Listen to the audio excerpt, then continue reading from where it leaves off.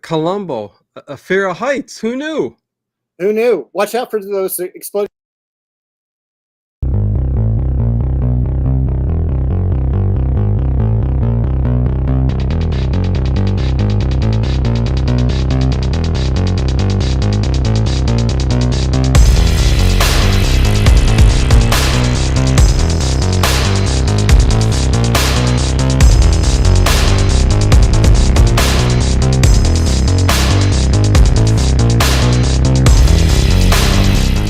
Is it just me? Or is it getting crazier out there? Listen, nothing new. I cut you off, Dave. What were you going to say? Jesus How about those exploding what? How about those exploding cigars? Oh gosh, just say hello to everyone in the chat. Yeah, no, listen, you know what. Anyways, Aye. sorry, Dave. Harry Scott, what's going on? Good to see you. Connie Clary, Andrea Black, Ed Stathis, Boo, Becca Too Tall, Edward Stewart. Good to see everybody here. I think that's it. WTF Horror and Sci-Fi, William Cromer. That is everybody. Google user. Hey. Yes, Columbo. Season 1, episode 8. For this whole time, I had episode 6 up there, and I looked again, and I'm like going, it's not. No, it's because of the 2 movies. Oh, okay. Well, I changed it to 8. Is that okay? That's fine. Yeah. Okay. Yeah, it's January 19th. Go ahead. Officially the 6th film in the series, but they add in the 2 pilot films, and so that kicks it to 8. And it's one of those number things that I just absolutely hate. Okay, I get you then. I changed it to 8, so it is what it is. Fine. It doesn't really matter. What a great all-star cast. Oh, heck yeah. Tune the news. Hello. And again, welcome to Late Late Horror Show. I'm Dino. That is Dave, Quincy, Plouffe, and stop calling me Junior. Oh, boy. Yeah.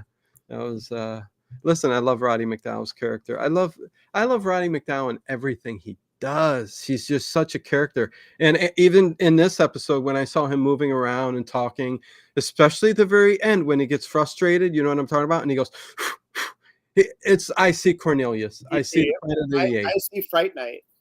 Do you see Fright Night? I do. Okay. I think because I'm such a Planet of the Apes fan, I see Cornelius and everything. Totally. And so when did Planet of the Apes come out? Was it the late 60s? 1968. Okay, so this is 3 years after that. Yep. And he's got a little still sideburns on. Yeah, jeans. He did that. I forget what movie me and Ted did about where it was the Golem, and Roddy McDowall starred in that movie. I can't remember what movie that was, but nevertheless, yes, all-star cast, Dave. And everybody, please make sure you hit the thumbs up. Check the description below, where Dave's link is to his channel, where he does gardening. You'll see Bo the cat there every video, usually. I think every video. Yeah. This week, you saw her before and after because she didn't move because it was mid-90s here. So yes, she's just laying in the shade going like, give me some catnip, give me some water. Well, I think it's coming all across the country. Here in Ohio, we're going to have 95, 96 all week long. And I'm like going, I don't think anybody's coming out of their houses. So it's going to suck. So the first Planet of the Apes was an awesome. Listen, everything Planet of the Apes was awesome. I loved. They started. I love them all, even the TV series. I love Return. Yes, Battle, all of it. Anyways, we're here to talk about Columbo, and where I put this on what we've seen so far. Yes, Roddy McDowall was great, but this certainly isn't as good as the other 3 that I've seen. Okay. Still a great episode, but yeah, this one. This maybe is one of my comfort episodes. Is it? Okay. I can just turn it on and have it going on in the background, and just it's a great episode. It's got again just some wonderful people in it. The first time I saw it, I was probably early 30s, so I had seen a lot of the regular ones that were replayed, And at this Early time, 30s? So you saw this, maybe, a couple years ago, right? just a couple years ago, yes. Thank Hmm. you. And Yeah, okay. it was a super hot night here, and I just remember all the lights off, shades open, fan going, and it was just one of those where it's just so hot. All you're doing is sitting and watching. It's kind of like with the Charlie Chan in the middle Yeah, of the winter time. It's just like this is just my happy place. yeah. Um, Yeah, there's some, comfort films, yeah, comfort TV, whatever you wanna call it. I mean, I find myself doing that when I'm putting Legos together. I'm actually just going through the list of I mean, it's just playing, you know what I mean, in the background as I do it, so it's kinda cool. to Go ahead. okay, because like you and I are roughly the same age. Mhm. Um, And with Legos, when I was a kid, Yeah, it was a very visual map. This piece goes on to this piece. yeah. Now, with the super new intricate Legos and your Lego channel, Hmm. which you're going to have to tell me again what it is, even though I'm saying it right. Is it still the same directions or is it much more intensive? Well, they've gotten much more complicated as anything would. I mean, the sets are getting more complicated with them adding furniture inside the actual rooms. Some of the earlier modular buildings and stuff like that, like don't they're bare. The floors are bare. There's nothing in them. Whereas they start adding more and more, then techniques that show more detail on structures, like the museum that they just built. I mean, you take off the roof and there's dinosaur bones, brontosaurus coming up through the side, and astronomy stuff art in the wall. I mean, it's just all really really cool stuff. So yeah, no, it's gotten way more intricate, and it's harder to put together some of the older sets because the booklets are just now you can actually go online and see the Right. PDFs, and it's like me with my cheaters, I enlarge it as big as possible and I go, oh, this is great, but some of the older books and manuals, like, you can't distinguish between dark blue or brown, and I'm like going, what? Lego, you're $1 billion company, how can you not fix that? Anyways, D Demcheck is here. Yes, we should say happy Father's Day to everybody too. Yes. Happy Father's Day. Dave's a father to Bo. Yeah. Yeah. Cat, Yes. yeah. Kathy, hello. Good to see you in the chat. CM is here. Good evening, everyone. There was somebody else. Sin City Jim. Roddy is great, whatever he is. Yeah, definitely, 100%. But definitely happy Father's Day to everybody. Appreciate you being here. And yes, we got Ida Lupino in here, Dave. Listen, much older. She's an aunt, but boy, was she a beauty. One of the great beauties of the early part of the last century. Just beautiful woman, beautiful woman. She, what's that? 100% agree. Thank you very much. And she's super smart. And like, I guess she was one of the women who basically had authority over her own scripts that she would get, that she could edit and things like that. I guess she was a big mover and shaker back in the 40s. Well, I'll tell you, a lot of the women in Hollywood back then, I talk about their beauty and all that, and they were stunning, they were beautiful, but they honestly, once they cut their careers short a lot of times Yes. to go and do good for women's suffrage and women in Hollywood. They would just pound the pavement to make things better for them. So they weren't just beauties, they also did good for women in Hollywood at the time. Listen, how much that helped, I don't know, because we still got issues. I think we've gone downhill, but this isn't what we're going to talk about here tonight.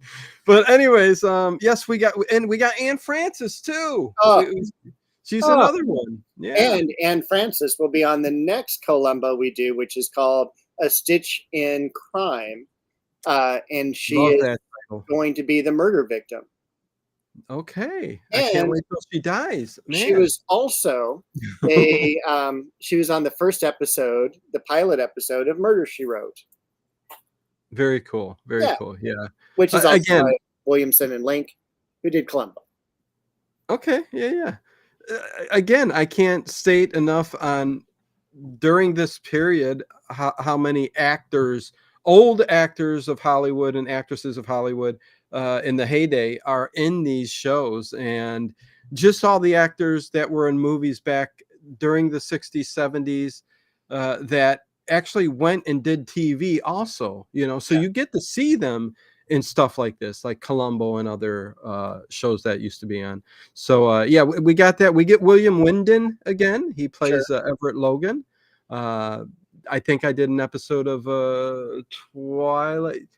Was it Twilight? No. Night Gallery. He was in. Okay. Um, yeah. So all over TV. One of the But cool people that we're only going to see for this much in the show is this guy that's named much. is this guy named Ferguson, and he is like the Fergie. Fergie. Yeah, he's Yeah. going to be the guy who's wiping down the limo and everything, and making sure there's cigars in the back seat, things like that. This guy is a super famous actor from the 30s, the 40s. You know when he's old is when you go down and scroll down his IMDb, and in the late 20s you start seeing him doing shorts. Wow. And that's just so incredibly cool. Over 200 acting credits to his name. And this is one of the, obviously, the last things he did. But I do love the tribute that they do pay to all these great actors.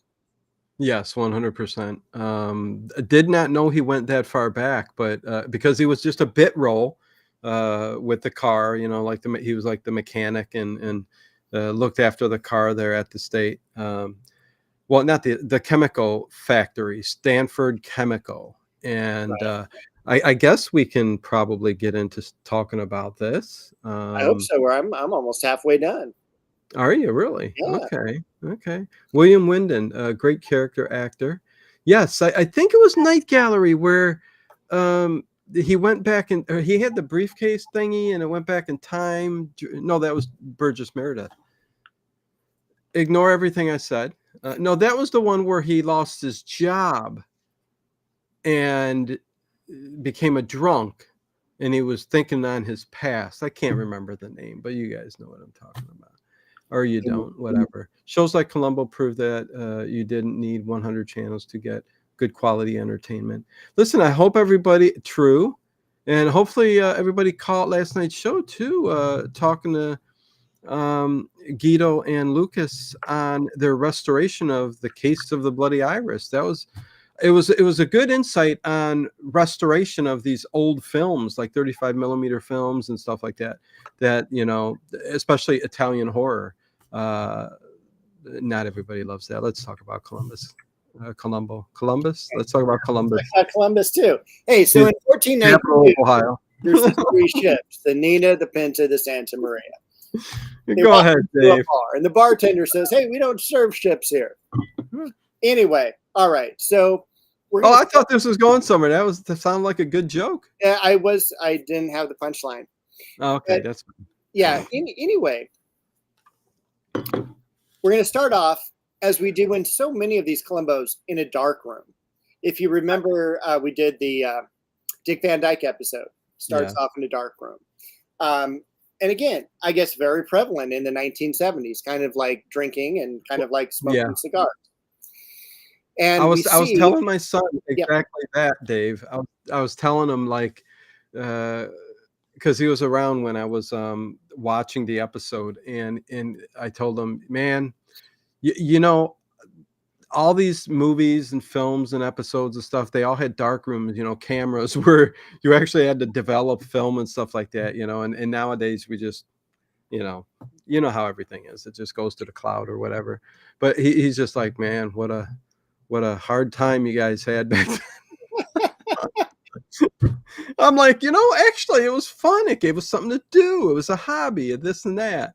It is better than sometimes sitting like I see them do sometimes and just, got nothing to do. So let's just surf through our phone. Anyways, yes, in a darkroom. It's all red, and he's developing film. You think, but he's not. But I'm gonna take a side thing real quick. It always bothered me with the people working at Photomat, that little booth out in the parking lot. Where did they go to the bathroom? That really freaked me out as a kid. But it freaked you out as a kid? Totally did. Like, where do they go? What if we happen to drive up to them when they're going to the bathroom, right? They're like, there's got to be a bathroom service in that thing, which there isn't. But it's wait. What? Did you look that up? There's no toilet in the Photomats? No, because when I became a teenager and had my first job, I worked in a place where there was a Photomat out in the parking lot, and they used our restroom. No, okay. So the Photomat would be in a place where they would take a break to go to use the bathroom and go to a McDonald's. Be back in 5 minutes. Wow, what a trip. That's wrong. And I ain't even going to get into the things I heard, like people who like work on the street, like food trucks and stuff like that, where they just have a can. Okay, anyways, let's go. Okay, so he's you think he's doing like film, but he's not. He's making something, Dave. He's rigging a cigar. He's got the vial for the cigar. I like how you're cutting out. You are cutting out big time, but oh no. You went cigar. That was pretty spacey, man. He's been burglar.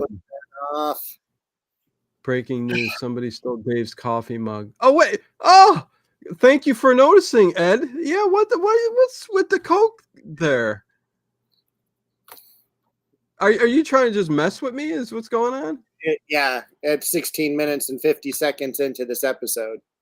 Yeah. Listen, I guarantee you all, it's over to his side on the right. It's there. Anyways, I'm sorry, Dave. We got to get through this. Let's go. Oh, it's on your left. Oh, on the ground. Oh, yeah. See, he prepared it. Okay, go ahead. Go ahead. I did. It was prep work or bow center flying. What's he rigging up in this? Man. He is rigging up a cigar. We see a little wire coming out. We've got blue liquid being poured in, and he does something that makes a little spark go poof like that, and then puts the lid on it, puts it with all the other cigars, and he makes it so that the fuse will begin when the cigar box gets opened. Yeah, I was a little confused at first on what the heck was going on there. I'm like, what? First of all, I didn't even put together that it was a cigar box because they're tin containers, and he's filling it up with clear fluid, which I guess is nitroglycerin, because he mentions that later on, which almost I'm like, oh, that's got to give him away.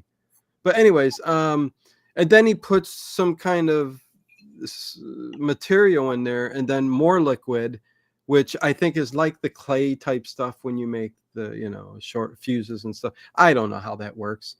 I think they're called incendiary devices. Well, there you go. Okay. Yeah. Spooky bed here. Whoa. What the heck?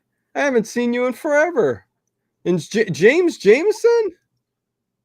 Holy Moses, where you guys come from? Out of the woodwork into the stove. Traveling here. Yeah, good to see you all. Yeah, wow. It's nice to see old names come back. I don't know if you've been lingering around the channel, but yeah, good to see you guys. Or gals. James Jameson, I think, yeah. Anyways. So yeah, he's basically building a cigar box that's incendiary device. Yeah, it's gonna blow up when it gets opened. Right. And there's going to be a little timer on it. So he's got about 2 minutes once it's open. And excuse the fireworks in the background. I was going to say, is some guy hitting a hammer on your window? Hey, I'm a handyman. I'm here to fix the sill. And look, my neighborhood is very into their fireworks. I'll tell you that. Yeah, probably for the next, well, obviously, we're still 3 weeks away from 4th of July. Oh, I know. It's crazy. All the dogs are freaking out everywhere. And Bo. Really? Okay. Yeah, I can see that. But well, I thought this was going to turn into a Columbo episode itself because of this weird exploding sound or knocking sound. I thought somebody was going to come there and Dave was going to disappear. You know, there's sometimes I wish you could just play the intro again so we could restart. But that's No, fine. I wouldn't do that, Dave. No, Let's.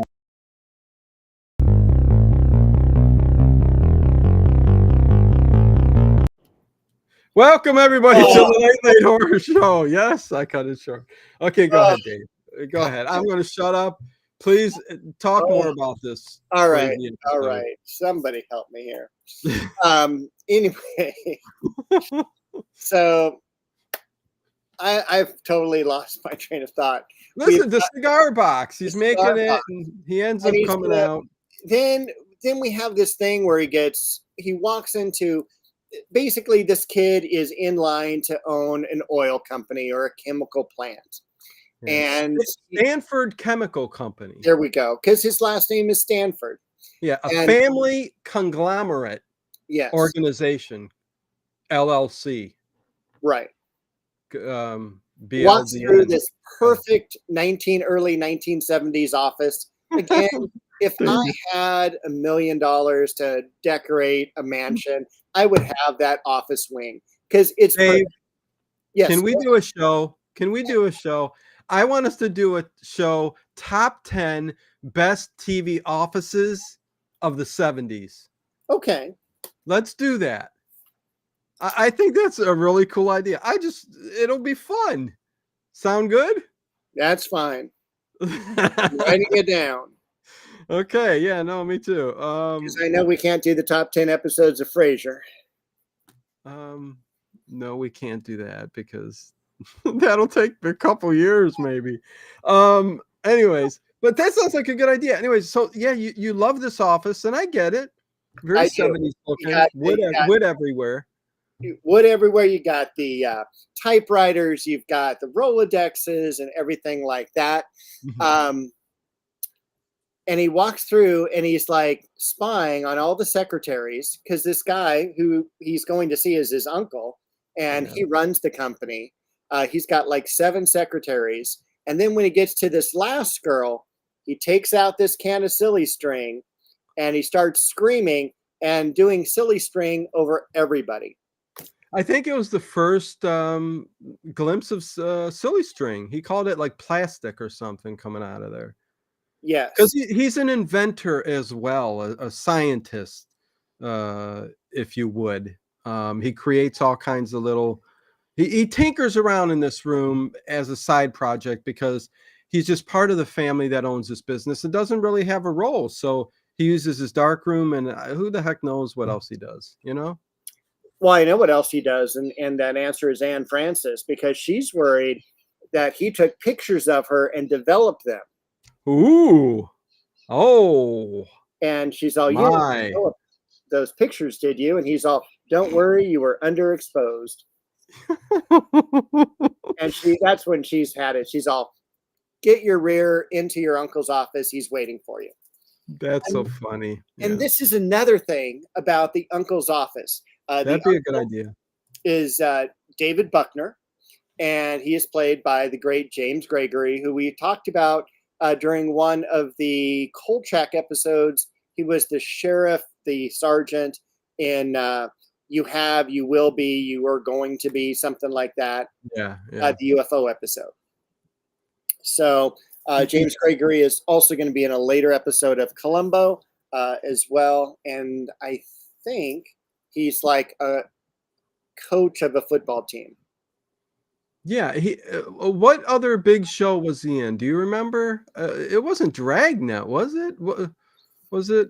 I can look it up real quick. He's one of those characters where you know him immediately when you see him. His voice is so recognizable. Well, he was in Beneath the Planet of the Apes, The Manchurian Candidate. TV. Does it say TV? What he did? BC Bear Reviews. Hello. Good to see you. Cheers. Ironside. Okay. Well, maybe I just seen him on a whole lot of everything. He was on everything. Bonanza. Okay. There you go. Yeah. Mod Squad. Gunsmoke. Yeah. And he had that deep voice. Yeah. I always call it the drunk voice. The drunk. Yes, Where, yes, that's exactly it. yeah, and he's sitting there. He's got his cigar. He's got his chauffeur, bodyguard, spy with him. Quincy. Quincy. Quincy, one of my favorite actors, and then of this episode. And then what you'll notice in Columbo Hmm. on James Gregory's desk is a picture of James Gregory. When we get to the Captain Kirk episode, when William Shatner, Yeah. on his wall, there is a picture of William Shatner. Right. It's like all these people have pictures of themselves, and I'm like, why? Who does that? I don't know. Yeah, that it is quite odd. I don't know how things went back then. I don't know if I'd have a picture. I don't think I would have a picture of myself up on the wall, even if it was the 70s. But go ahead. Yeah. But the office is beautiful. It's spacious, big windows, pins on the desk. And he says, look, kid, I'm tired of dealing with your shenanigans. And you're going to, I'm not going to fire you. I'm not going to get rid of you because I married your aunt. But you're going to go like off into the law department. Because this guy, besides being an inventor, has a law degree. He graduated high school like at 12. Oh, yeah. By 26. He's a smart guy. But he's just, obviously he's not focused on anything, and he's going to end up killing his uncle because he wants to be the president of the company. Yeah, because when they're in that room, he starts to threaten him. And again, you have to Quincy is his butler and his side man. And he starts to threaten him and blackmail him with everything that he's got on him, which is a whole lot of stuff. Really quick, horror junkie for life. You know what? I haven't seen you in a little bit either. Hopefully life and everything's treating you okay and you're doing well. Gifted one Late Horror Show membership to WTF Horror and Sci-Fi. There you go. Pardon me. Little belch. Thank you very much. Appreciate it, horror junkie for life. Dave, tea or scotch? Tea. What is that? Most certainly. Thank you, horror junkie. Good. So yeah, he's sitting there talking about blackmailing him and everything else. Right. Because he wants him. He doesn't have majority stock, but there's bits and pieces all over, and he's convincing them all to sell to him, and Roger's going to have none of that. So yeah, he's going to blow him up. He is, and he's a little sloppy. Did you notice this episode? The person, Roddy McDowell, who's going to kill the victim, the murder, Dave, the murder, is a little sloppy. A lot of goofs going around here. Okay. And even Columbo didn't seem to be prodding as much because it was almost a given. Was it just me, or was it that it wasn't a full 2-hour movie? I didn't see so much of Columbo in this where he's constantly coming after. Maybe there just wasn't enough of it. 2 hours. What I saw was a lot of different sets and locations. Okay. We're in a dark room. We're in an office. We're in another office. We're outside at the limo. We're at a chemical company. We're going to be up in the mountains soon. There's a lot of different locales compared to a lot of other shows that we've seen. Okay. Episodes that we've seen. Yeah, the tram. You're not getting me on that tram. That's when we found out that Columbo. Oh, dude. Well, I got a Fair Heights, and he was in that thing going like this. And I was thinking, was that like in real life? He had a bad fear because he pulled it off. Like, listen, you can film me, but man, I am freaking out here. You know what I mean? He really pulled it off. He looked like he was scared, man. It was great, and I loved when he exited the tram. So it stopped, and like for me, likewise, I would not get on that either, and I'll tell you why in a little bit. But that's why.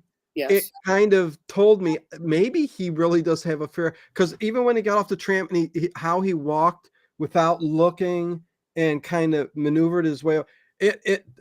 That's exactly what I would do. It's almost like you can't move or walk even when you get off because you're so freaked out. But go ahead. Yeah, no, for me, if that door opens, I mean, like as soon as it opens, it won't even open all the way. I'll be out because I'm a runner.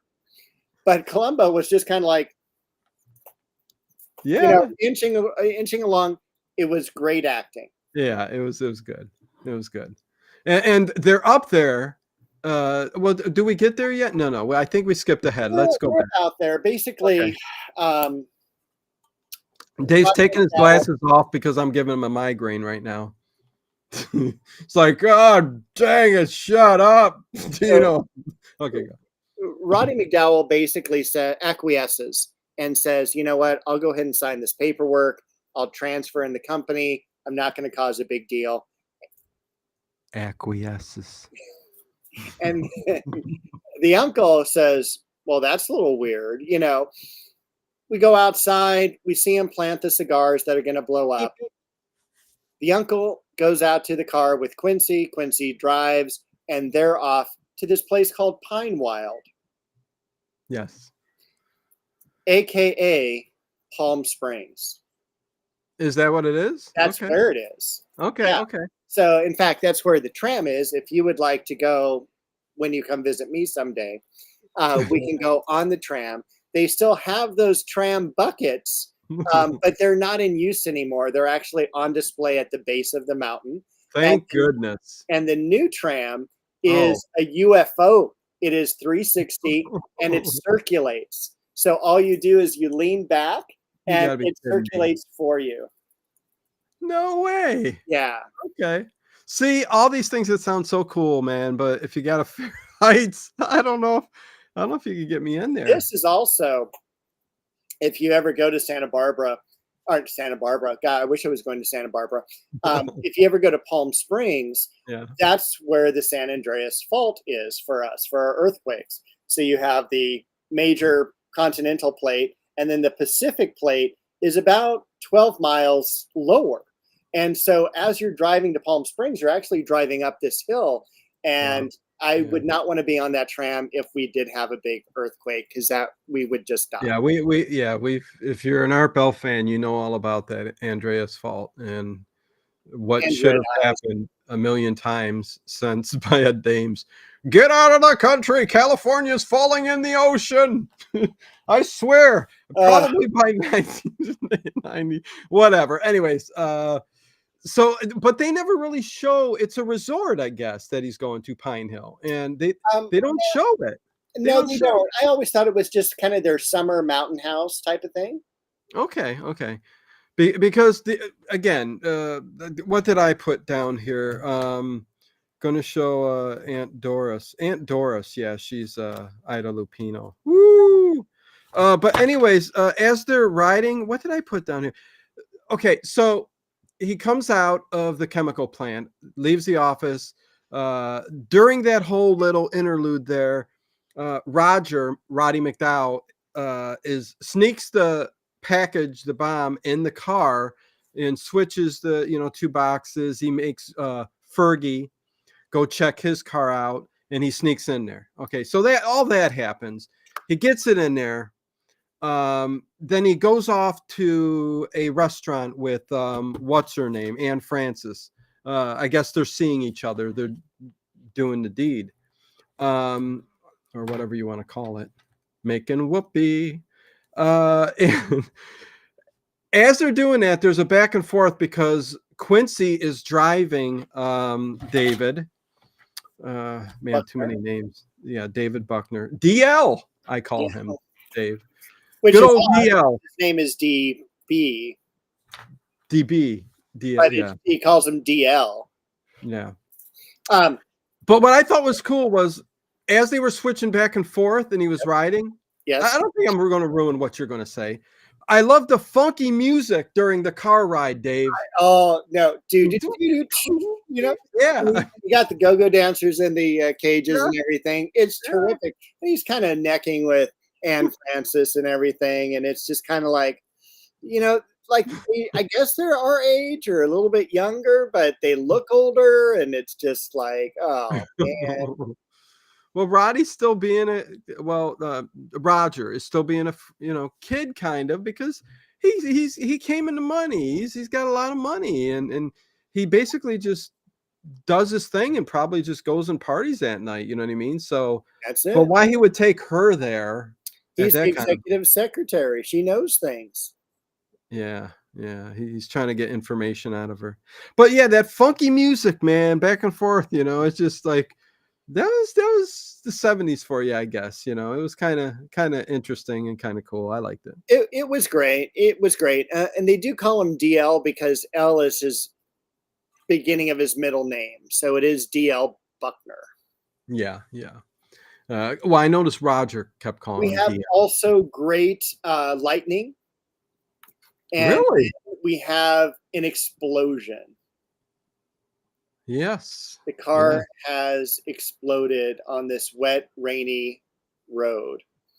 And I thought it was interesting that the day after, well, soon after, because he's married to Ida Lupino, So who, it's literally later that night is what yeah, I believe is when they yeah, know he goes missing. yeah, because she's worried that he didn't show up at home, and I guess having enough clout and power and money, she called the sheriff's department, and he said, "I'll send my best man out there."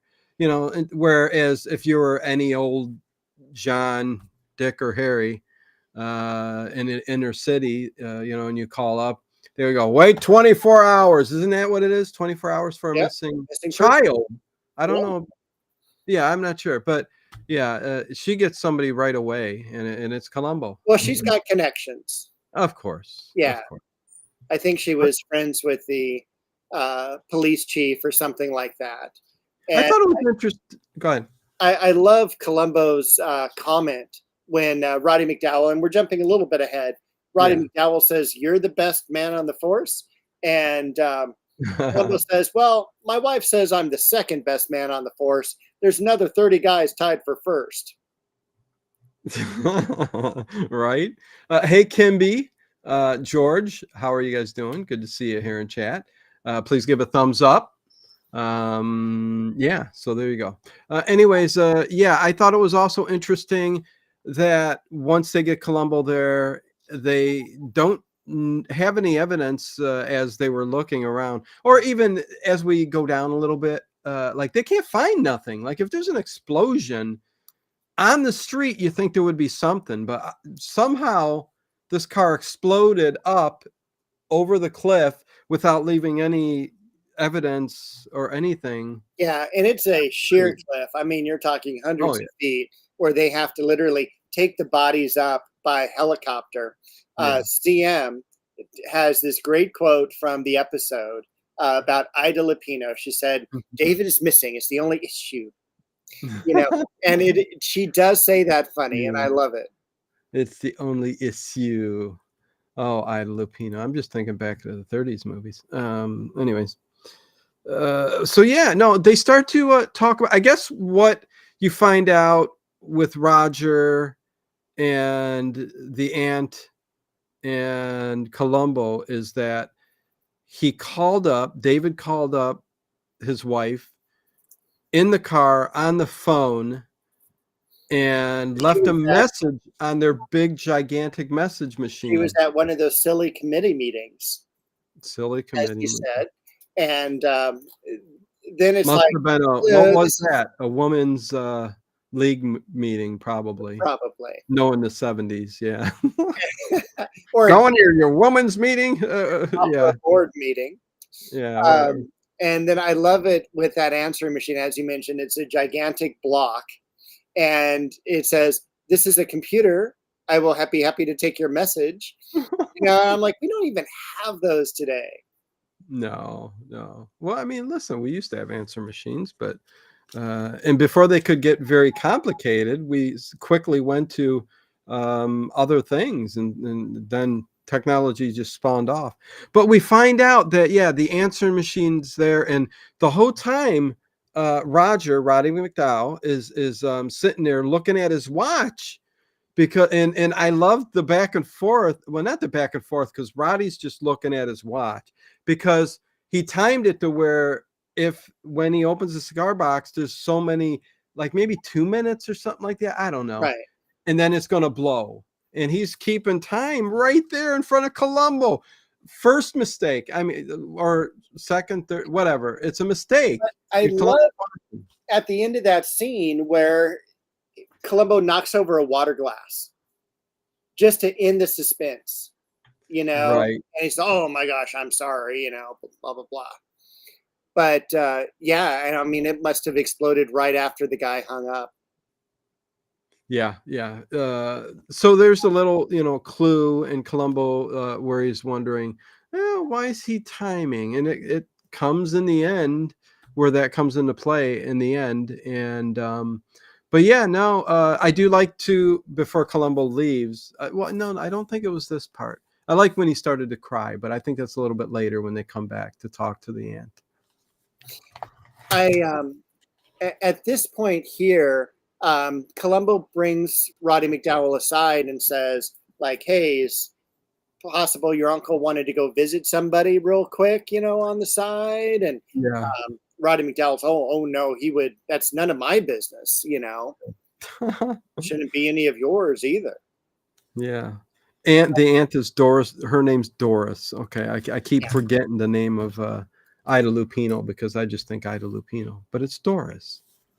And she is the sister to Roger's father. So that's how they're now related. Let me ask you this, because we find out in a little bit that Roger's parents were killed in a freak explosion at the chemical company. Yeah.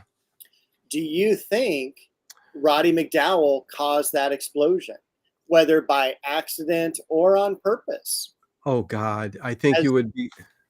I think you're digging a little deep, thinking, this dude's some kind of murderer that's just cold-blooded going after his parents. I think really he is a diabolical person who thought, hey, I'm a young guy, I'm going to run this company, and this explosion happens and it kills his parents. I should be the next one in place, but no, it all of a sudden the stock goes to the aunt, and she's running it with DL. And then it's like, okay, now I got to kill DL, you know, and I got to get rid of Everett Logan, who's going to come in later because he's the vice president. So I think this is the mid series of a murder spree. He is a mass serial murderer. Wow. If only he wore a mask and we could turn this into a Giallo Columbo episode. Like that mask by your computer screen there. Which one? Oh, this one from Edward Stewart. Absolutely. Yeah, it looks great. Set wouldn't look the same without it. I'd be even darker. I'm farther back hiding. I can't get far enough back. Is that a little bit better, Dave? There we go. A little bit. I don't know. Anyways, yeah. I don't know, Dave. You have some wild conspiracy theories about Columbo that I don't understand where your mind's going. Only because I've watched this so many times. Yeah, exactly. I think your imagination is just spawning off all kind of side things. To like this should be a 13-hour episode for you. Maybe I should write a Columbo book of a spin-off of all these other murders. You should. Yes. Short fuse. No, we wouldn't call it that again, but longer fuse. No, anyways, come on. I was just going to say shorter fuse, but no, well, that wouldn't be shorter. We want it longer. Anyways, yeah, good to see you, Kimby. I said that. All right. Now we're at the tram scene. Yes. Because he's going up to Pine Wild. Yes. And they get up there quickly because we talked about it. And then he sees the cop because it's a different jurisdiction, this area. But they're working close together. They got a good rapport and relationship, Dave. They do. Yeah, they could talk back and forth and give information. So, he tells him we found a bumper about a half hour down the hill. And he goes, We're going downhill. Well, it's so funny because the guy goes right to the edge of this right to the edge of the cliff. Thank Precipice. you. I didn't want to use all these fancy words tonight, but Go for it, so I can go precipice. okay. So he heads off to the precipice of this road, right? I'd like to use a 13-letter word, please, Dave. Thank you. Begins with L. Yeah. So the sergeant's looking over the edge, and Columbo's no joking. Just the facts, Dave. Sorry. Yeah. Sorry, people. Columbo's just like, yeah, I can see everything from here. It's cool. Thank you. Yeah. Look, I've got a Lego window. It's just sitting on my. Where did that come from? Oh no! It must be an extra piece. See, it's a little Lego window there. Either that, or they're rioting over at your Lego village. You know what? I was sitting here, Dave. Tell me. And my son was sitting in front of the Lego layout here. Is he allowed in that room? Oh yeah, of course. They're old enough now. I mean, they're almost big. They're adults. He's 15, but dude's a giant. He's an adult. He's taller than you are. I saw a picture of you. He put. Oh yeah. He put a giant Enterprise together from Playmobil for me for Father's Day. Oh, nice. And it's like this gigantic and lights up. Oh my God, it's so cool. I'm just so. But I was by the park that I've been working on and building, and we'll get back to Columbo, you guys. We'll get back to it. And I'm sitting next to him, and I go, yeah, Aiden, if you notice here where I see the worker here, because I got all kinds of flowers in the bed that I'm putting, like, so I got one of the worker guys, he's in a worker outfit, bending down, smelling one of the roses. And I go, yeah, he came from over the city. And he's working. They had a long, hard day. Walked over there, just sitting, at the park, and wants to smell the flowers. There's nothing wrong with that. And he looks at me and he goes, Dad, what's wrong? What's wrong with you? I go, I'm having fun, But anyways, please, nobody picture me sitting here playing with Legos. I don't really do that, but Yeah, that actually takes place on another channel. Listen, Dave, we wanted to talk about that. Something in my head says, what, just start streaming it on here. I mean, okay. I've got 89 views on that video. I know I haven't spread the word here too much, but it's hard to start up a new channel, man. 89 views on my last video. It's called Dino Brickhaven. But I'm in a crux of a position Maybe here. There should be like a Tuesday Lego night or something, or on this channel. Yeah. Listen, you'd get me all day long probably, because I'd stream when I'm building during the day after I'm getting ready for. Yeah, so there'd be way more hours of content. Like there's not enough already, but anyways, spend 24/7 with Dino. And some people would, absolutely. Yeah, I mean, I don't know. I'm thinking about it. I mean, it may just end up showing up on this channel. I don't know. Well, maybe when one of your overnight streams, if you're not going to do them every single day, just like, hey, Tuesday night is Lego night. We're just going to play that for 12 hours. Listen, I can even play the old time radio, but instead of the scene you get a scene of me working on Legos and building. That would be amazing. I could do that. Because there is actually these channels out there where this guy is like a truck driver driving at night, has his camera on through his front windshield, and they play Art Bell. Oh, okay. And it's fascinating. Okay, I might do that. I don't know. Okay, so where are we in Columbo? Oh my gosh, we're at the end, and no, never mind. So hey, we're almost an hour, Dave, but not quite. All right. So Columbo we see a little bit prior to the funeral of DL, where we're introduced to Everett Logan. Oh, I'm sorry, Dave. I'm sorry. Real quick, when he was there at Pine Hill and they found the bumper, I wrote down because I loved it so much. The coroner's car at the bottom. Did you notice how that looked? I don't know the It's like brand a Ghostbusters vehicle. a little bit, but it had that almost foreign look, like European type car to it.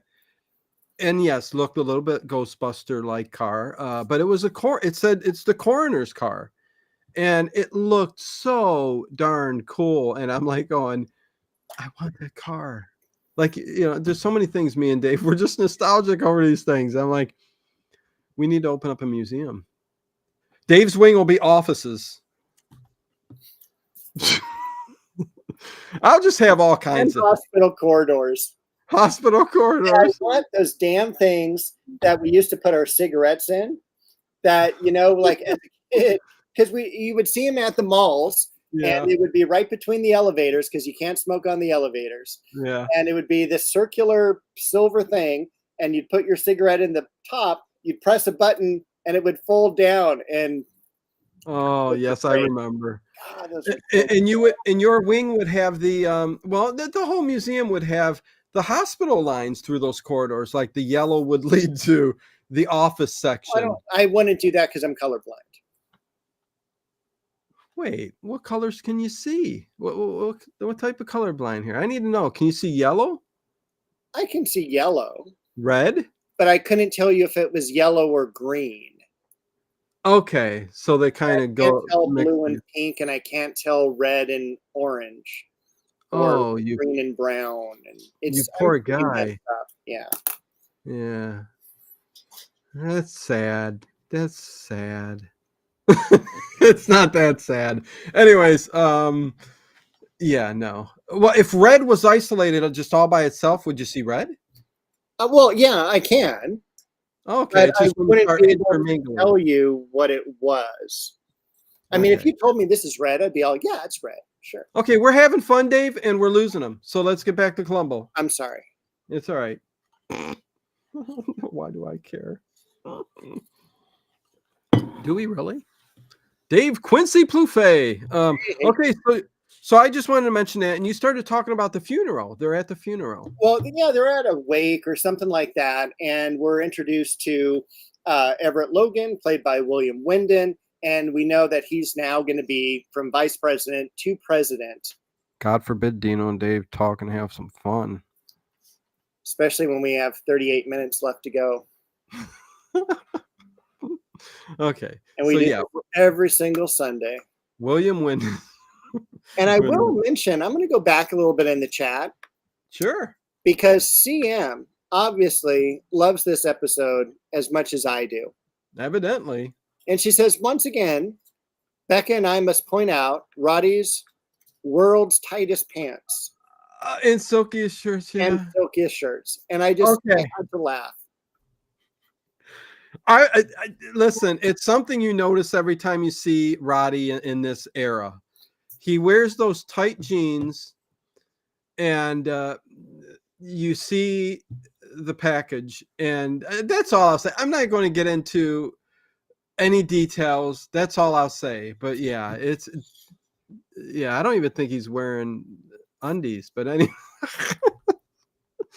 Okay, so funeral. William Wyndon. Oh, yikes. Yeah. So after the funeral thing, we're going to jump to the darkroom again, but this time instead of Roddy McDowell, it's Peter Falk. And he's going through and he's messing with everything in the darkroom, and he gets into the silly string again. Oh, how that happens is so funny. Yeah. I mean, Columbo's in the dark room. He's messing around. He's looking around, and Roger comes into his office, and he hears him messing around in there. And he opens the door, and he's giggling, and he snaps a picture, and Columbo comes out. And their interaction, Dave, it's they great. had to be unplanned. They had to be unplanned. It might have been. Because Roddy McDowell picking that stuff out of his hair like for a minute, and what it looked eyebrow. like was somebody put pasta on his head, like it was spaghetti. It was so heavy. And I love also the camera angle because they obviously shot silly string right into the camera. Yeah. Whatever that material was, because it wasn't really silly string, but it looked like it. It was more of a sticky kind of something because it stuck to, I mean, it was stuck in Columbo's hair. Like Roddy McDowell could not get it out. No, And it almost looked like, and yeah. this is the part where I thought it looked more like Planet of the Apes, where Cornelius was actually grooming Peter Falk. Oh God. Well, that's what he was. That's why I said it looked so odd that it had to have been unscripted Yeah. because of the way that they were acting and stuff like that. And they were, it almost looked like they were laughing and then, you know, they would cut and come back to the scene or something. I know something funny was going on behind the scenes there. So, yeah. So, yeah, he's looking in on Roger, you know, and this is when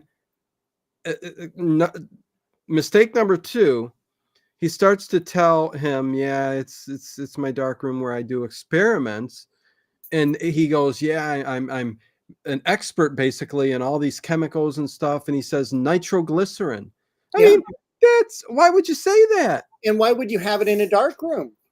Well, exactly. So therefore, you know, how can you not believe that maybe, oh, you know what, this guy might have something. I mean, there was just too many clues that right off the bat, even from the, I mean, you start out in a chemical plant. I mean, you know, that seemed to give things away. I love the episode, but hello, Night Fright talk show. Good to see you, Tony Horror writer. Good to see you. But yeah, I mean, you got to agree with me there. A lot of things given away, right?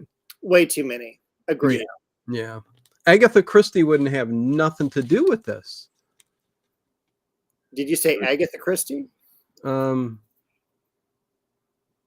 should I? It's correct, but I'm just so out of context. You know, I know. I'm just jumping way over to another. Arthur Conan Doyle wouldn't either. No. Well, definitely not. Sir Arthur Conan Doyle would not be putting up with that kind of stuff. But anyways, oh my gosh, that was ape shall not stroke ape. Oh, Edward, that's funny. Yeah. Columbo was saying that. Ape shall not. But one of my favorite thing, and again, you know, if Dave owned the world, I love these chemical factories, these petroleum factories, where there's just these odd containers and pipes and steam and ladders to go up that are metal, and it's just like, why would you go up those? And he basically, Roddy McDowell's taking him through this entire chemical petroleum plant. Yeah. And I just think it's, at that point, it's just mesmerizing. Well, and he took him, he was like way up the top of the tower. I mean, and it was high. And I'm like going, you're afraid of heights? What the heck you doing up there? That's what I thought too. Yes. Yeah. I'm like, you should be scared coming down those steps, man. But then Roddy McDowell gets kind of scared because Columbo pulls out a cigar and he starts to light it. And he's all, no, don't do that, or you're going to have another type of explosion right here. Yeah. And then we get, are we at the part where David drives to Quincy's house? We have a little sidetrack back to the office, and Columbo checks out all the boxes of cigars that are in the office container closet thing. Oh, Everett, because he also got some boxes of the cigars because he comes to DL's office, and that's when they, you know, because Roddy McDowell threw the little packet of cigars underneath the desk, and you know, to hide them, and that kind of, I guess, incorporated, you know, okay, now the cigar boxes, nobody would have touched those, but if somebody were to use that, listen, I don't even understand how quickly they incorporated the whole idea of the cigar box being a bomb. I mean, that really came about really fast and quick in this episode. It did. I will also bring up too, because I just had it here. This is two things. One is that little remote control golf cart. I thought was really funny with one wheel in the front. Yeah. Rather than two. Didn't look also looked very European, you know. Very much so. Yeah. And then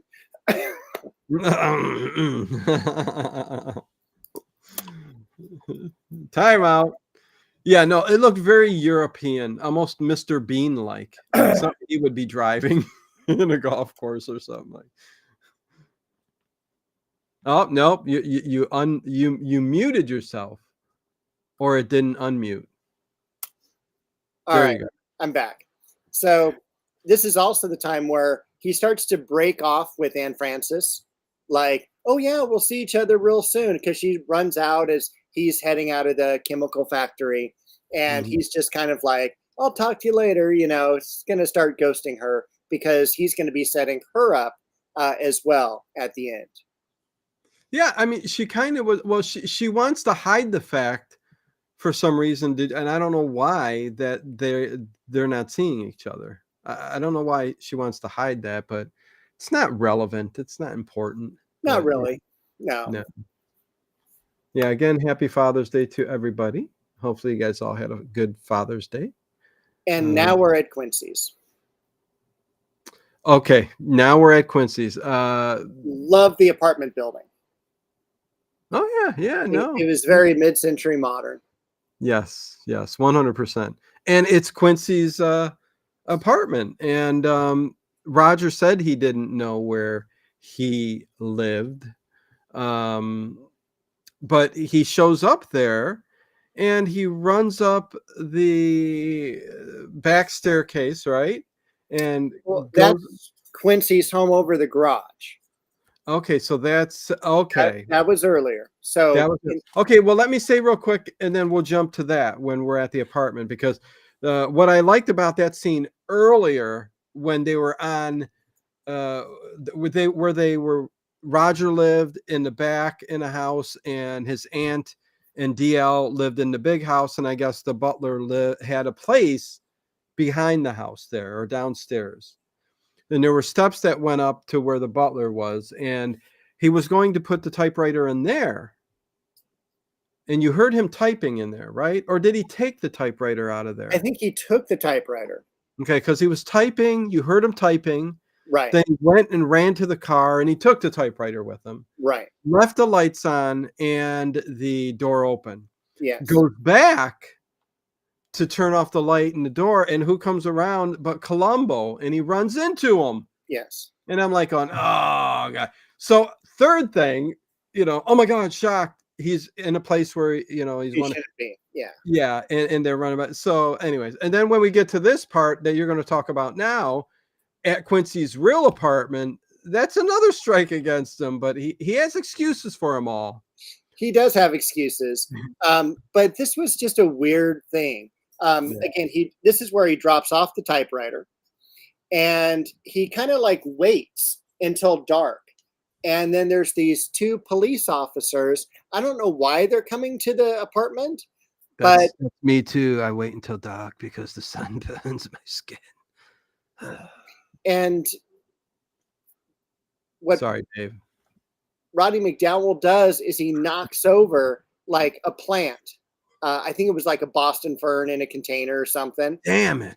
And everyone's like, hey, there's not supposed to be anyone in here. And I hate when a plant falls over and the soil gets all on the carpet. Oh. I agree.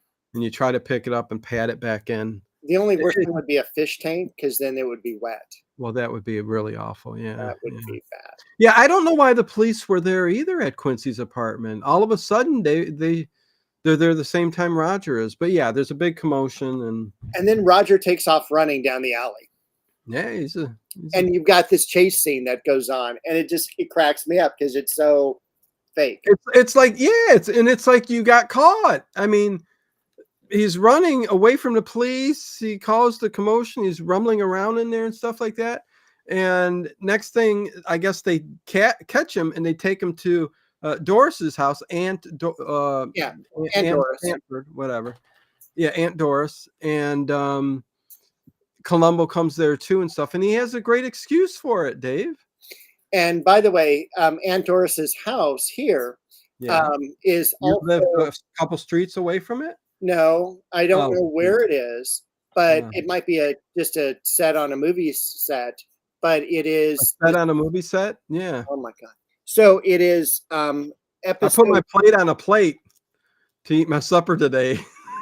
It is episode 2 of Columbo is actually shot in that living room, the very beginning murder scene. So anyway, you will see that in the second pilot episode of Columbo. Okay, 2 pilots. 2 Yeah. pilots. Usually the big airlines use 2 pilots. One may be a co-pilot. Yeah, because I'm glad we were headed in the same direction. Good. Yeah, so what was the excuse he had again? He wanted to destroy evidence, so his aunt didn't see that her father or her husband was having an affair with the secretary. Yeah, yeah. And I guess that was true, right? That was really going on, or It was did not he? going on. No, because he was having an affair with her. And Right. she didn't want And nothing. so what he did was he took pictures of him and her, and he substituted DL. Oh, that Because as you trickery. saw in a lot of the early scenes, he was taking pictures of DL. Yeah. He's a tricky one. He is. But they kind of fall for it. You know, he's very convincing in his acting. Yes. And Columbo I love when the dumb police, like lieutenant or sergeant or somebody other than Columbo come in. There's, second man or the police officer that's investigating, like, suit detective, whatever, comes in and says, "Yeah, looks like he's right," because they were talking about Quincy having all this evidence and stuff in there. So right away, but Columbo is thinking, nah, there's something more to this. But he puts on a big thing right before Columbo leaves to the door, right? Crying and all that. He does. And then I'm sorry, I keep calling her the mother, but she's not. She's the aunt. Aunt Doris grabs the packet away from one of the police officers and looks through it. And she sees all the fake evidence. Yeah. And then she's upset. Roddy McDowell's upset, but he's going to comfort her. And all of a sudden, now she knows that Roddy McDowell should be the president of the company because he's really in this like very protective mode of his aunt. Yeah. And Columbo's listening in, and I like when Roger looks up and gives a little grin, like, I'm convincing him, this acting is going over very well. So yeah, and then Columbo leaves. Yeah. And he's also trying to convince that DL has been being harassed by people too. So that's kind of a big deal, and that's kind of how he's trying to get Everett, convince him that Everett's the one that probably did this. Right. Yeah. And Becca Tutall is correct. It is a conniving Roddy. Oh yeah. A fun conniving Roddy, because boy, he was smiling the whole time. Yeah. Oh yeah. Yeah, he was having fun, man. So the next scene that you see is actually the limo pulling up to the business, and Roddy McDowell, fully dressed off in a beautiful 3-piece suit, walking into the main doors of Stanford Chemical. Yes. So he has now been promoted, and he walks through those same secretaries that you saw before. And there's one like office manager that's a guy. And early on, in the earlier scene, he called him Junior. Everyone called him Junior. And Roddy McDowell just gives him that stern look. And he goes, "Oh, excuse me, Mr. Stanford." And oh yeah, it was a whole different Roger coming through that office that time. 100%. And all the secretaries, all 7 of them, say, "Hello, Mr. Stanford. Hello, Mr. Stanford." And he doesn't say one word. Just like, "I don't even want to talk to you." And he goes into his new office. Yeah. But of course, Anne Francis is still the executive secretary, but not really, because she just got her walking papers this morning. Yeah. Well, he's sending everybody off in one way or the other. The aunt wanted Everett to be gone. So he's going, she wants him to be gone because of everything Roger said. So he's working his way to get everybody out of there. And yeah, he's sitting in the Anne Francis had an affair with her husband. She got fired as well. And Roddy McDowell is all, oh, this must be a mistake. She wanted you to go to Arizona because your mom wanted to go to Arizona, and I'll take care of everything. Don't worry, just leave. Yeah. Conniving. But Yes. again, everything he's showing is just, in any other episode of Columbo would be like right away. You're just, you end it right there. You got yourself in the president's seat. You're now the president. You look guilty as hell. So, yeah, I don't know. It's just, it is what it is. And I love in that office scene that he does several things. He sits in the chair, Yeah. spins around like a little kid. He's like, finally here. Yeah. Puts his feet up on the desk, and he looks over at DL's picture, and he puts it down. Yeah, he don't like him very well. I do like Dave loves that office, but Roger wanted to change it all up. He said, I'll keep the desk and the chair, but everything else has got to change. Totally. Yeah, he's going to bring in his own decorators, so time to have fun for Roger. It's always great to have a decorator come in. Never had that ever in my life, but Likewise. yeah, I'm my own decorator. Can of paint, pictures, good to go. Yeah, I have a special person that goes off and looks for antiquities. So you've done all your own studios? Oh yeah. Over the years of the Late Late Horror Show. Oh yeah, definitely. I mean, this is my decoration, which isn't bad. I mean, I think I do a pretty good job. I do miss the one-eyed clown. Yeah, Herman's over there. All right. Yeah, I'll put him back in the picture. I guess he could go here. Yeah, I'll put him there next time. All right. Because, yeah, he's still, and his head's a little lopsided. He had a tumble. I mean, he did. He had a tumble, so his head's a little, bent to the left, I think. That makes it more creepy. Yeah, it looks very odd, is for sure. Okay, so to end this episode up, they think everything's kind of finished, right? Everett is the culprit, is what they think, or do they just go right into the tram? They don't think he's the culprit, but he also got fired. Okay.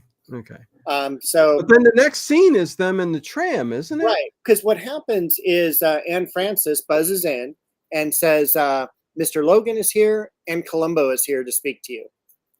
And they come into the office and they're all, hey, we found there's some evidence up at the crash site, and we need you to come on with us because it actually looks like an accident now. Yeah. And so he's all, well, yeah, I'll go check it out with you. And they all go up into the tram. Yeah, because they all think it's the gas tank that blew up. And boy, what a scene. I do like the way they end this, although I still don't know how they technically, how can you convict somebody on just their reaction? You know what I mean? Would that really hold weight in a court? Like just a reaction? You know what I mean? Because he doesn't have the cigar box. Let's talk about it. Let's finish it out. So he's sitting there, Columbo, with Roger and Everett. Right. And they're making their way up to Pine Hill. For whatever reason, what are they up there? And Columbo ain't scared this time. Well, the aunt went up there, and so they're going to tell the aunt. That's right. There you go. Yeah. And right before they get on the tram, the policeman hands him this bag, that's burlap sack, and he opens up the sack as they're on this tram. So they're all caught on this basically tram car. Yeah. And it is cigar box. Yeah, he goes, listen, look at what we found, and it's unopened. It's unopened. So he made sure, Columbo, that it was still sealed, which is, again, a good way to kind of trick somebody into reacting and freaking out, because what ends up happening is eventually he's going to, and meanwhile, Roger's just freaking out. He's getting angry, and you can see it, and but then he takes the tape off the cigar box, and Roger thinks, oh my God, and he even looks at his watch. I've got 2 minutes, and then this is going to explode. Right. And we know that tram's going to take more than 2 minutes to get to the top of the hill. Oh, yeah. And so he starts pacing the car. And during this time, Columbo's just laying it out like, hey, you got rid of the executive secretary because she knew too much, because you were looking at files. You got rid of the vice president because of all these things you planted. And the vice president's right there saying, hey, man, that's not true. And I can prove it. And so then I guess Columbo offers the box of cigars to the vice president. He takes one, and then the rest gets spilled. Yes, all over the thing, and that's when Roger jumps and tries to grab them all and everything. And meanwhile, Columbo's lighting up a cigar, and yeah, I don't know. We're getting baseball scores. What the hell is happening? And we don't want. Oh, anyways, Cleveland Indians doing what? Wait, oh no, they're not. Are they the Cleveland Indians still? I don't even know. They're my own team. Anyways, what a strange world. Dave's picking up stuff on the carpet. Oh, there we go. Bo. Yeah. Bo's come to visit. She says hello. This is one of her favorites. Hello, Bo. Says hi to Connie and Becca and everyone. Yeah. Nice to get a picture. So it ends there. Columbo looks at him and goes, well, you kind of blew it, basically just looking at him. And Roger doesn't say, I did it, or, what happened. He doesn't even really speak any words. He tries to grab all the cigars and to check them to see which one has the fuse. Yeah. But again, how do you convict somebody on this cigars dropping on the ground? It's television. Well, I know, but I know, but I'm trying to make this exciting for everybody listening and watching. The Guardians. Yeah, don't remind me, Edward.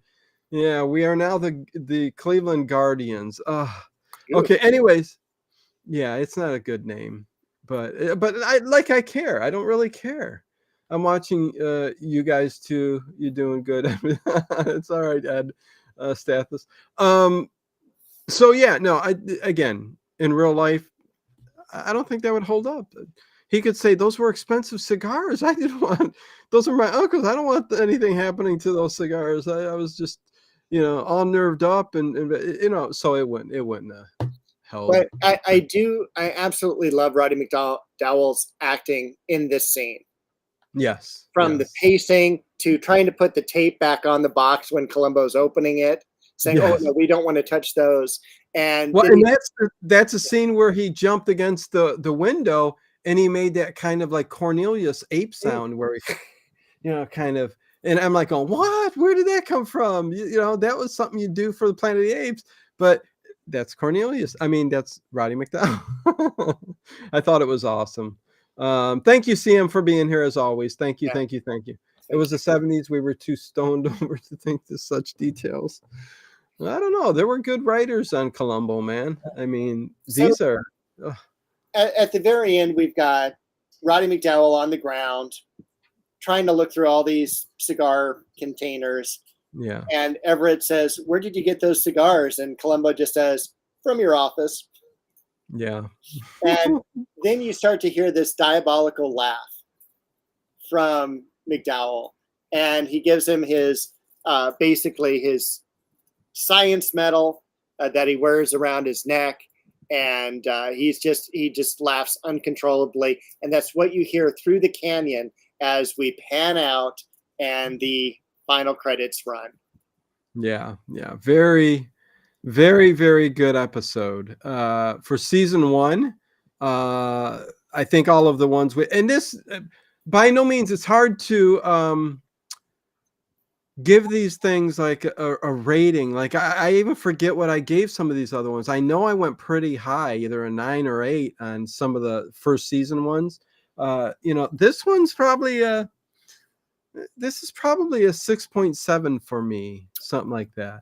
It's one of the lower that I've seen so far from the first season. But again, like that means nothing because it's still an excellent episode. It's a great episode. Yeah. I love the locations. I love the actors. It's a feel good episode. It's one Yeah. that you can watch again and again and again, Yeah. and pick up things that you missed Definitely. along the way. Yeah. Kathy says that was such a good ending. It was an interesting ending. Yeah. I will actually say to Kathy, it's one of my favorite endings of a Columbo episode. Yeah, it was a really good one. I think being in the tram kind of gave it a little, something a little bit different too. A little different, like, yeah, ending. I don't know. Just being there with Roddy freaking out. But yeah, no, good show. Yeah, can't wait for the next one. Next week, I think we've got a lot of stuff already lined up. Do you got it in front of you, Dave? You want to go through some of that stuff? Oh my gosh. Yeah. And I can't wait. Listen, I can't wait for me and Dave to cover Charlie Chan's Murder Cruise. I mean, I cannot wait to I start almost talking want to bump that up. Listen, whatever you want to do. Almost want to bump that up. Or we can maybe we might do a midweek something. Okay. Yeah. But man, talking Charlie Chan, that's going to be so fun. So fun. I cannot wait. Yeah. And especially to me, I just love watching those black and white movies in the summer once the all the lights or the sun's gone down. Yeah. And it's so cool. Oh yeah, I can't wait, man. Becca Too Tall gives it an 8. Go ahead, Dave. When we meet next week, we're going to be doing Kolchak episode 14, which is the Trevi collection. Yes. Which is actually with some mannequins that come to life, and I'm really excited about that. Mannequins. Yes, nice. And we also have Laura Parker in that episode. We have Twin Peaks fame. I'm sorry, what? Twin Peaks fame, Laura Parker? Dark Shadows fame. Okay, there you go. Even better. Yeah. After that, we're going to be doing the Wild Wild West, episode 4, The Night of the Sudden Death. We have a Paranormal Into the Night with Art Bell, Ghost to Ghost 2000. Ghost Stories. Yeah. Charlie Chan Murder Cruise, Columbo Stitch and Crime, Kolchak, Wild Wild West. And then we're going to do another Charlie Chan, probably my favorite, Charlie Chan in Honolulu. Yes, that's one of the better ones. They're all good. Like Dave said, has said with Columbo and a lot of these other things too. There's not one Sidney Toler, Warner Oland. None of those that I did. There's one with Russ Martin that we won't talk about. No, yeah, and there's one with Charlie Chan or something like that from the 70s. Yeah. Oh my God. Well, there was even one after this. I can't remember the actor's name who took over after Sidney Toler passed away. Sidney Toler may have just kept going on and doing a couple more, maybe. I don't know, but he was a famous actor. I forget his name, but he just did not do a good job at all. And maybe just because we were on the verge of the 50s, that it was just a different look. Go ahead. Roland Winters. Yes, Roland Winters. That's the name. Yes. And I think it was the serpent, feathered serpent or something like that. I forget which one he did, but anyways, it doesn't matter. That movie just sucked. Did not like it. I'm just saying. Listen, it's like Basil Rathbone and Nigel Bruce, right? Listen, I know other people like other people as Sherlock Holmes, but those two, I can't even watch other stuff without those two. Yeah. Like if I'm sitting here going, I'm going to watch a Sherlock Holmes, I'm not putting nothing else in but them. You know what I mean? I agree. Yeah. He did do the feathered serpent. You are correct. Okay. He also did Sky Dragon, the Golden Eye, Shanghai Chest, and the Chinese Ring. He did that many of them. 5 of them, yeah. Wow. Okay. Why did I not know he did 5 of them? But anyways, exactly. And Sidney Toller and Warner Olin. If I'm going to watch Charlie Chan, that's what I go to. Yeah. There's only, I think, one Mr. Moto, and that's Peter Lorre. Right. I don't think anybody else played him. I don't think so either. Fu Manchu. I think Bella and Boris. I think they both played him at one point, but I could be wrong. I know. Well, Boris did the main series of like 5 episodes. Yes. And then the very last one, he died, and actually Key Luke became Mr. Wong for one last episode. Yes, Key Luke from Charlie Chan, Warner Olin, he wasn't number 1 son. Was he number 1 son? Yeah, he was number 1 son. Okay, yeah, Key Luke was the number 1, and he went on to go play Kung Fu and lived to be 90s at least, I think. Oh, yeah. I forget. He was really, really lived a long, long life. Kung Fu, such a great episode too, Dave. Great series. Great series. Love it. Love it. Anyways, we can get going here. It's 9:28. Thank you, each and every one of you guys, for showing up tonight. Hopefully you guys don't mind us playing around and having some fun while we're talking about these episodes. If you can't laugh in life, why the hell continue? Anyways, that sounded very dark and bleak. Damn. Yeah, might as well be dead. We're gonna do Art Bell in about 2 or 3 weeks, Becca. We'll see. I think we're gonna move up the Murder Cruise, because I think we're both really looking forward to that. So you might see us midweek sometime. There you go. So yeah, don't be surprised if you see something pop up during the week. So keep a look. Listen, it's all there on the channel. Oh, and more detective tonight. So hopefully you guys enjoy that.